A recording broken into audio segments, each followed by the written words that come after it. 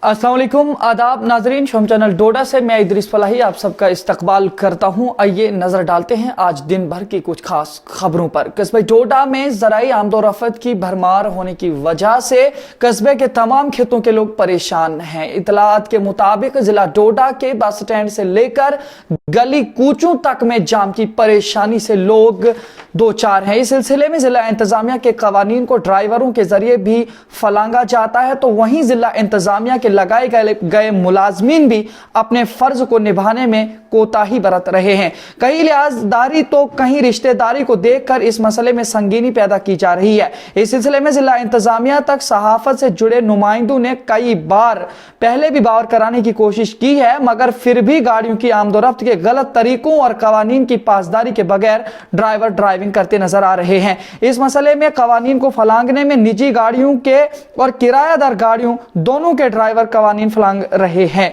इस मसले को जिला इंतजामिया की खास नजर दरकार है। फिलहाल देखिए एक खास रिपोर्ट। नहीं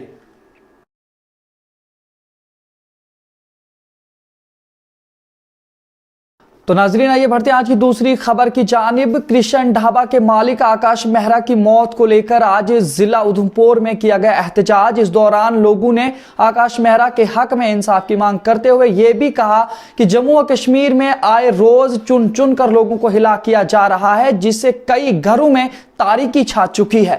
मजीद ऐसी वारदात न होने के लिए सरकार से फौरी तौर ठोस इकदाम उठाने की मांग करते हुए लोग नजर आ रहे हैं। बाकी तफसीलात के लिए देखिए हमारे नुमाइंदे विक्रम सिंह की उधमपुर से खास रिपोर्ट।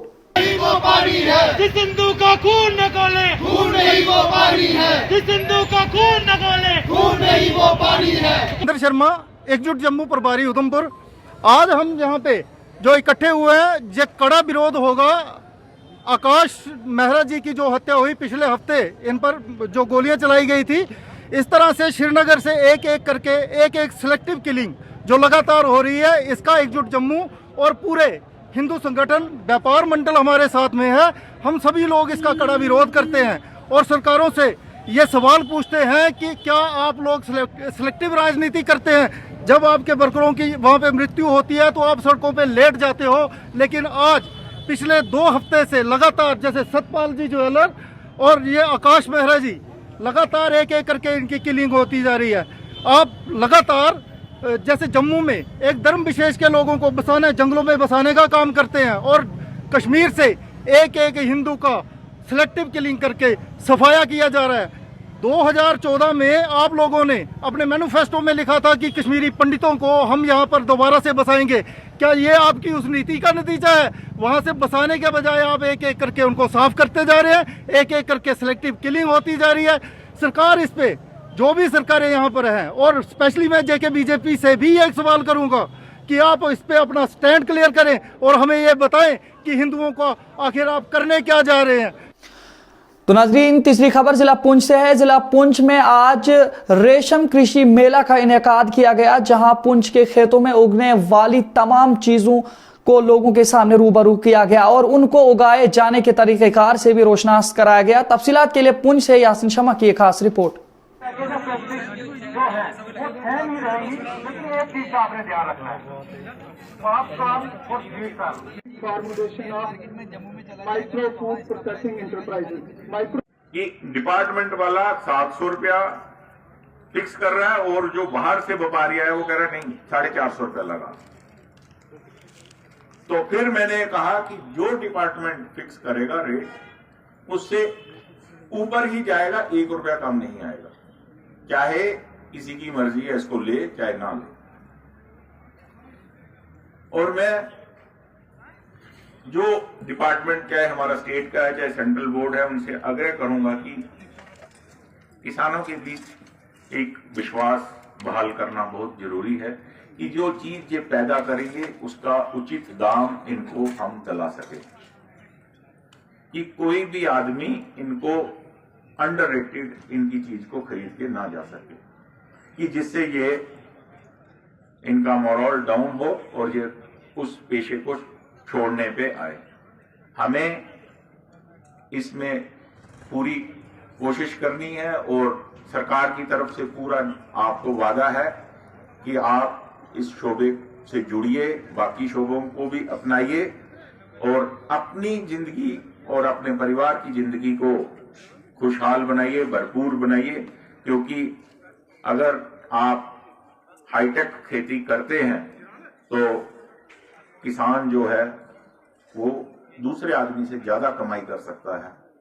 अलबत्ता कि वो अपर दहरोश जिला डोडा में आज सुबह की तकरीबन 12 बजे एक रिहायशी मकान में आग लग गई। आग लगते ही मकामी लोगों ने आग को बुझाने के इक़दाम शुरू किए, लेकिन फिर भी मकान के काफी हिस्से तक आग पहुंच चुकी थी और आग को बुझाने में लोग कहीं न कहीं नाकाम भी साबित हुए और मकान में सामान के साथ साथ लकड़ी की तमाम चीजें जलकर राख हुई हैं। इलाका के लोगों से बात करने के बाद मालूम हुआ कि ये एक गरीब मजदूर का रिहायशी मकान था और आज जबकि मकान जल रहा था, मकान मालिक हिमाचल मजदूरी की गर्ज से गए हुए थे।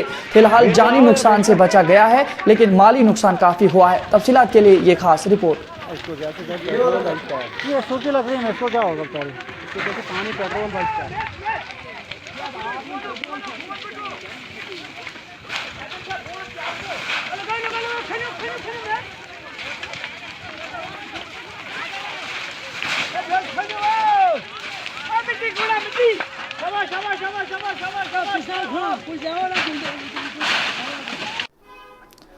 अखिल भारतीय मजदूर संघ के परचम तले उधमपुर म्युनिसिपल कौंसिल के मुलाजमीन ने किया अपनी मांगों को लेकर सख्त एहतजाज। इस दौरान एहतजाजियों ने सख्त अंदाज में ये तक भी बता दिया कि जिस तरह ये सरकार म्युनिसिपल कौंसिल के इन सफाई मुलाजमीन को 7,000 देती है तो क्या मौजूदा सरकार के हुक्मरानों के बच्चों का पेट 7,000 में भरता है। साथ ही उन्होंने ये भी बताया कि कोरोना वायरस के वक्त इन मुलाजमीन से ये कहकर मस्के लगाए गए थे कि सफाई कर्मचारी ही देश के सच्चे और पक्के सिपाही हैं, लेकिन आज फिर क्या वजह है कि इनकी मांगों को लेकर सरकार खामोश है। इस सिलसिले में सहाफी से बात करते हुए सफाई मुलाजमी ने बताया कि जब तक उनकी मांगों को लेकर सरकार हरकत में न आए तब तक गली कूचों में गंदगी के ढेर ही मिलेंगे, क्योंकि उन्होंने हड़ताल का ऐलान कर दिया है। मजीद तफसीलात के लिए एक खास रिपोर्ट। मेरा नाम काका हुसैन, सफाई कर्मचारी यूनियन का प्रधान। हमारा ये समस्या शुरू से लेकर चलती आ रही है। तो पहले तो मैं आपका धन्यवाद करता हूँ जो मीडिया हमारी बात को सरकार के आगे पहुँचाती है, मैं धन्यवाद करता हूँ। और हमारी डिमांड वही पुरानी चल रही है। सरकार हमसे बार बार धोखा करती। क्या हमारे मजदूर जो सफाई कर्मचारी, एक उनका सम्मानित किया गया था उनको कि ये योद्धा हैं, ये आज योद्धा कहाँ हैं। आज वो सरकार है जो अपना सोचती, मुलाजिमों के लिए नहीं सोचती है। उनकी पे कितनी है क्या मुझे बताएं। ये सरकार 7,000 में गुजारा कर सकती है। मैं पूछना चाहता हूँ गवर्नर साहब से, क्या इनके लिए जो पक्का करना, क्या कौन सी मुश्किलें इनको आ रही है। हम चाहते बार बार उनको परमानेंट किए। हमारे पास पोस्टें बड़ी है, यही मांग कर रहे हैं। हम डीसी की पोस्ट नहीं मांग रहे, मिनिस्टर की पोस्ट नहीं मांग रहे। ये हमारे लगातार भाई बहन सफाई कर्मचारी एक गंदा काम करते हैं, क्या उनको पीछे किया जाता है। और बड़े लोगों की तनख्वाह पेंशन देखें 2.5 लाख से ऊपर होती है, तो इनके लिए कुछ भी नहीं। हम चाहते हैं ये सरकार को चेतावनी देते हैं। हमारी जितनी भी डिपार्टमेंट हैं, हमारे लोकल बॉडी, वो आज से बैठ गई हैं सारी कमेटियाँ। जहाँ हमने बोला था श्रीनगर से लेकर लखनपुर तक, हम सरकार को बताना चाहते, हम चाहते हैं कि शहर में गंद बढ़े। क्या सरकार चाहती है तो उसकी जवाबदारी सरकार पे होगी, हमारे पे नहीं। हम चाहते हैं उनको परमानेंट जल्दी से जल्दी किया जाए। Thank you. जिले उधमपुर में कांग्रेस युवा मोर्चा की जानिब से मौजूदा सरकार बीजेपी के खिलाफ एहतजाजी मुजाहरा अमल में लाया गया। इस दौरान एहतजाज के सरबराह कांग्रेस यूथ सदर उधमपुर वकील नवनीत ठाकुर और उनके साथियों ने बढ़ती महंगाई और प्रॉपर्टी टैक्स के कवानीन के खिलाफ एहतजाज किया है। देखिए बिक्रम सिंह की उधमपुर से खास रिपोर्ट। नमस्कार, मैं एडवोकेट नवनीत ठाकुर। आज का जो प्रदर्शन यहाँ पे किया जा रहा है, ये बढ़ती हुई महंगाई, प्रॉपर्टी टैक्स, गैस की कीमतें, जिसमें मोदी गवर्नमेंट ने बहुत बड़ा उछाल किया है। मैं आपको बताना चाहता हूँ कि सबसे पहले पेट्रोल और डीजल की जो कीमतें थी 2014 से पहले, उस पे 8 रुपए प्रति सेक्स लगता था पेट्रोल और डीजल पे, जो कि आज बढ़ के 32% से ज्यादा हो गया है, जो ट्रिपल से भी ज्यादा हो गया है। मैं अवाम को यह भी बताना चाहता हूँ कि प्रॉपर्टी टैक्स प्रॉपर्टी टैक्स जो लगने वाला है ये लग गया है। बीजेपी गवर्नमेंट बोल रही है कि नहीं लगा है। मैं बताना चाहता हूँ लोगों को, रामनगर के और जम्मू के लोगों को, कि प्रॉपर्टी टैक्स लग गया है। जिसमें एमिटमेंट होनी थी वो हो गई है। प्रॉपर्टी टैक्स लगने वाला है, जो कि जम्मू कॉर्पोरेशन में भी लगेगा, रामनगर की म्युनिसिपल कमेटी में भी लगेगा, वो खाली जमीन पे भी लगेगा, वो डबल स्टोरी पे भी लगेगा, वो सिंगल स्टोरी पे भी लगेगा। रामनगर की जनता को भी प्रॉपर्टी टैक्स देना पड़ेगा। आज देखिए 942 रुपए का सिलेंडर हो गया है, जो कि 2014 से पहले 400 रुपए या 399 रुपए का होता था।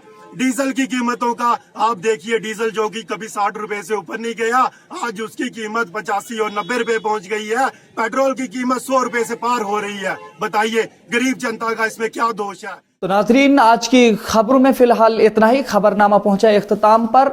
अपने मेजबान इदरीस फलाही को दीजिए इजाजत। इंशाल्लाह फिर मिलेंगे कल नए खबरनामे के साथ। तब तक के लिए खुश रहिए और अल्लाह हाफिज।